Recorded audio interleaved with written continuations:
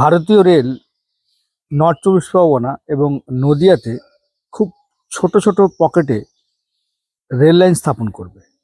তার মধ্যে চারটে উল্লেখযোগ্য লাইন হচ্ছে বনগাঁ থেকে পোড়া মহেশতলা 20 কিলোমিটার, বনগাঁ থেকে চান্দাবাজার 11.5 কিলোমিটার, চান্দাবাজার থেকে বাগদা এটা কিলোমিটার হচ্ছে 13.8 কিলোমিটার, এবং রানাঘাট থেকে দত্তফুলিয়া এটা হচ্ছে 8.17 কিলোমিটার। তো স্বাভাবিকভাবে মানুষের মনে প্রশ্ন যে হঠাৎ করে এতদিন পরে কেন এই সমস্ত ছোট পকেট, মানে অল্প কিলোমিটার, সামান্য 5-10 কিলোমিটারের মধ্যে কেন রেলপথ স্থাপন করছে। এর কিন্তু একটা নির্দিষ্ট কারণ আছে। কারণটা, 1 নম্বর যেটা কারণ হচ্ছে, বাংলাদেশের সঙ্গে দেখবেন এই যে রেলটা স্থাপন হচ্ছে এটা কিন্তু পুরো একদম বর্ডার অবধি চলে যাচ্ছে। দত্তফুলিয়া, ওদিকে চান্দাবাজার থেকে আরম্ভ করে বাগদা থেকে আরম্ভ করে সমস্ত কিন্তু একটা বর্ডারের ধারে চলে যাচ্ছে, বাংলাদেশ বর্ডারের ধারে অবধি চলে যাচ্ছে ট্রেন।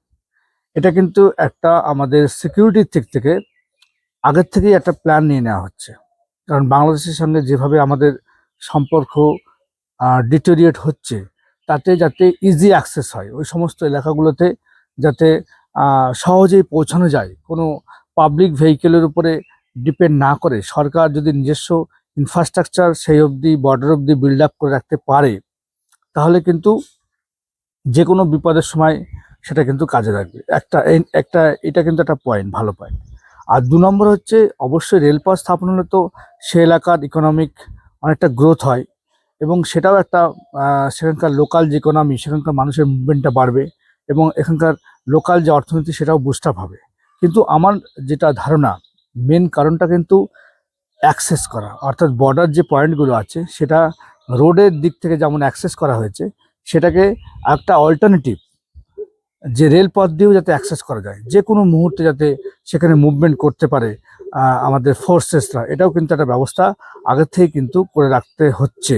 এটা কিন্তু সুদূর প্রসারী একটা চিন্তাভাবনা, এটা হঠাৎ করে আসেনি। কিন্তু এই সমস্ত ছোটো ছোটো পকেটে 10 কিলোমিটার, 15 কিলোমিটার, 20 কিলোমিটার, এতে কিন্তু রেল চালিয়ে রেলের কোম্পানির বিশাল কিছু লাভ হবে না। কিন্তু এটা একটা স্ট্র্যাটেজিক লোকেশন, যেটা কিন্তু ভারতীয় রেল আগের থেকে রেডি করে রাখছে। সো